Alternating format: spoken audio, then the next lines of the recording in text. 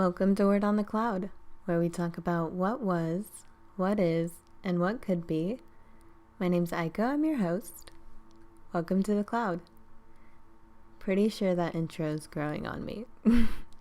But I hope everyone has been having a wonderful week and doing well. I just got through eating some In-N-Out and watching Lord Slug, which is a Dragon Ball movie. So that was a nice way to end my week.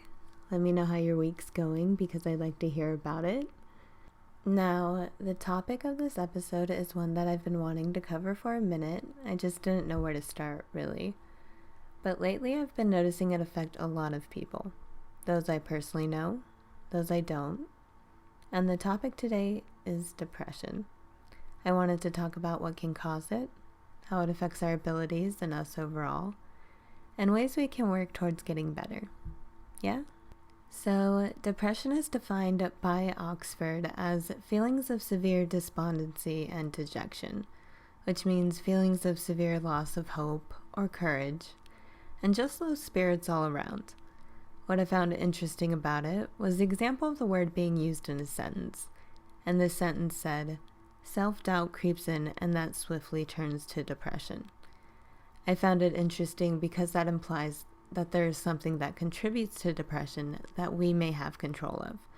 And looking back at the times I was at my lowest, there were things that I can see now that I had control over, whether that was my reaction to things or just what I did in general. Not saying that depression is necessarily self-inflicted, but we have more power than we think when it comes to it. I always assumed that depression was caused by a chemical imbalance, and after some research, I found that that's not necessarily the case. Looking into an article from the Harvard Medical School that was written in 2019, it's not necessarily that there's an imbalance, but there are many chemicals working at once, inside and outside our nerve cells. And there are millions, they said even billions, of chemical reactions that make up the system that is responsible for your mood, perceptions, and how you experience life. And while these chemicals are important, it may actually be nerve cell connections, growth, and how the nerve circuits function that play a big role in depression, and also looking at certain regions of your brain. So the big three on the court are your amygdala, the thalamus, and the hippocampus. The amygdala helps regulate emotions. It's also known as the part of the brain that drives fight or flight, and it plays a role in our memory as well. This part of the brain is activated when emotionally charged memories are being recalled. There also tends to be higher activity in this region when someone is sad or clinically depressed. The thalamus receives sensory information and relays that to the appropriate part of the cerebral cortex, which is in charge of things like speech, movement, behavioral reactions, and learning. It's also believed that issues in this area of the brain may contribute to bipolar disorder because of how it links the sensory information to good or bad feelings. And the hippocampus. This has a central role in processing long-term memory and recollection. So the example that was used here was when you may be faced by an aggressive or barking dog, and that memory makes you wary of dogs later in life. It is also found that this region of the brain tends to be smaller in depressed people, and when it's exposed to stress, it affects this region's ability to help grow nerve cells. Another important thing to note is neurotransmitters, things like serotonin, dopamine. There are a few others, so I definitely recommend looking up the different types. But brain cells usually produce these neurotransmitters, and these are what keep senses, learning, movement, and mood moving along. But in people who are depressed or manic, the systems that help get this done go amiss, basically. Example, the receptors are either oversensitive or insensitive to a specific neurotransmitter. So that causes an excessive response or an inadequate one, and a system fault can really affect your mood. Genes can also contribute to depression. They're responsible for making proteins and can shut on and off. But if they do that at the wrong time, it can alter your biology, thus creating an unstable mood. We can also take a look at our family. It shows that half of those with bipolar disorder have a relative with a similarity in mood fluctuation. Studies showed that if one identical twin had depression, that the other had 60 to 80% of a chance of developing it, versus fraternal twins, who are much more like biological siblings in the sense, who only have about half of each other's genes. They had a 20% chance of developing it if one twin had it. I wanted to go over the happenings on the inside, so we have a better understanding of that aspect of it. But what this really is about is what we can do on the outside. I remember going to the doctors, this was maybe a little over a year ago, and I went for a checkup basically. But once there, at one point, it turned into, do you ever feel anxious or depressed? And I ended up taking a questionnaire, or whatever you would call it, because who doesn't? And the doctor ended up prescribing a selective serotonin reuptake inhibitor. Try saying that 5 times fast. SSRI for short. And this is basically meant to increase the levels of serotonin in your brain. I took one the night I got them, and immediately felt the brain zaps. And as assumed, those were little electrical shocks being sent to the brain. And these usually occur when you lessen or stop taking your antidepressants, which was interesting because that was the first one I had taken. In general, I'm not someone who has ever taken or needed prescribed medicine, and I'm grateful, of course, there are those who may benefit from it, and that's up to them and their doctors. But I ended up getting pretty sick for the few days that followed after that, and I couldn't cry whatsoever, even if I try to force myself. And I cry a lot. I'm fine, I swear, just a little emo. But what brought me out of it was eating fruit.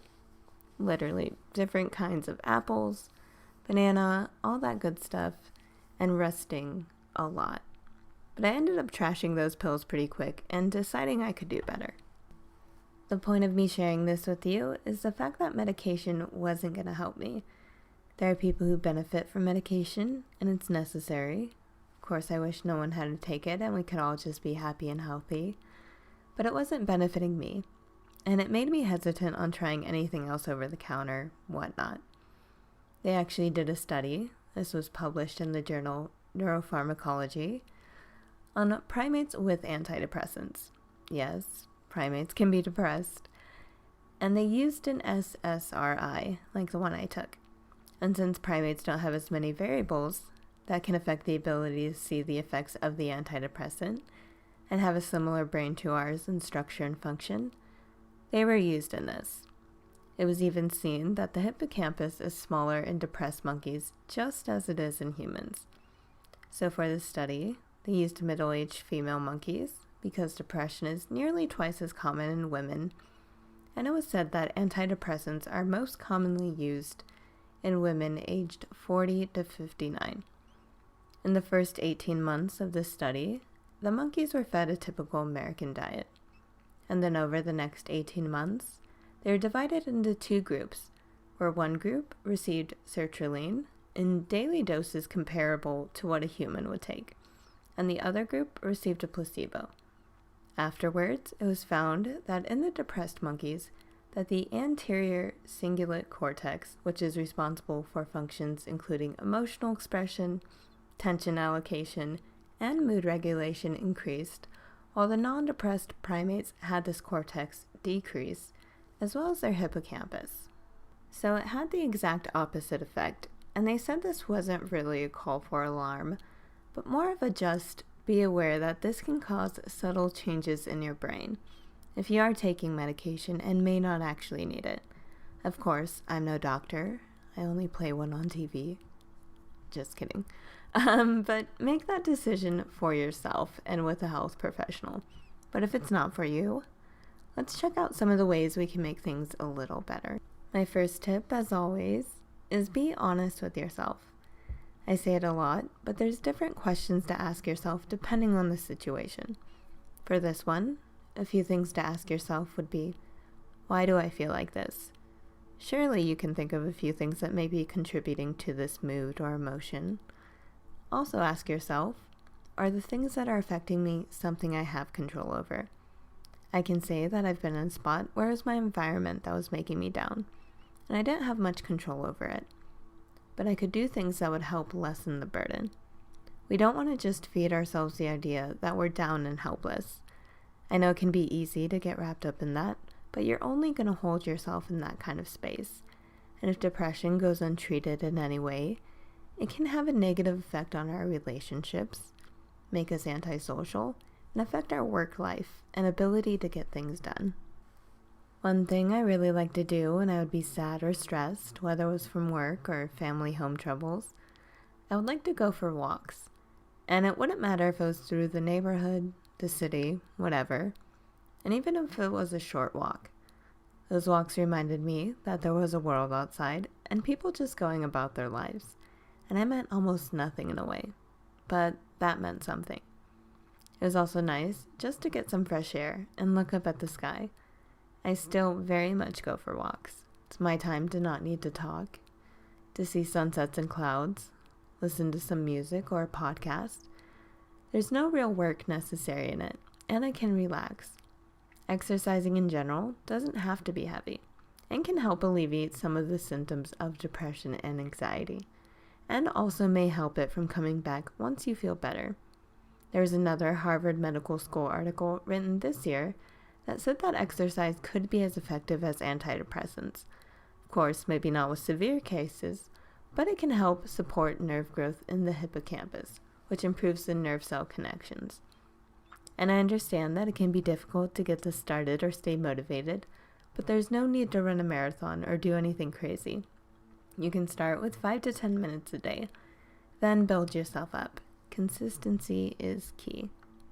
Having a daily routine is also a good idea, since depression can make it seem like the days just drag on and get kind of blurry. And you can do things that are beneficial within that routine. Setting goals, even if they're small, like cleaning up your space every so often. When our space is a mess, we may feel a mess. I always try to make sure my space is clean before I start writing or recording, because if it's not, I get distracted, thinking I should be doing something else other than what I'm doing. But when our space is clean, then we can relax and focus on getting other things done. The next tip I have for you is having a good support group. Whether this is family, friends, an online support community, it's nice to know that you're not alone and you can ask for help or advice. I can't tell you how many times my friends' encouragement has kept me going, and it just builds a stronger bond all around. When our relationships are strong, we feel good because we're able to have that genuine connection. But you got to be careful with this. Make sure your support group is really encouraging the ideas that will bring the best out of you. I remember someone posting a text conversation between them and some friends. One was sad and missing someone, I'm assuming an ex based on the context. And one of the friends responded that they should just go out to the bar and find someone. And the person who posted this was encouraging that as well. Not the best idea. There's maybe addressing why we miss someone. What did they give that we feel is now lacking? How can we fill that spot with something good? And not just add another issue that we need to recover from. Make sure your support group has your best interests at heart. And don't let yourself fall for anything less. Be able to see through that.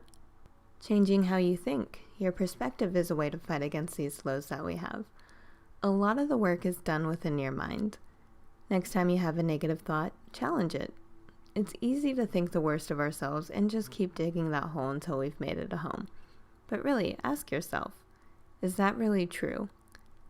It's easy to discredit anything good about ourselves once we've started the negative thinking.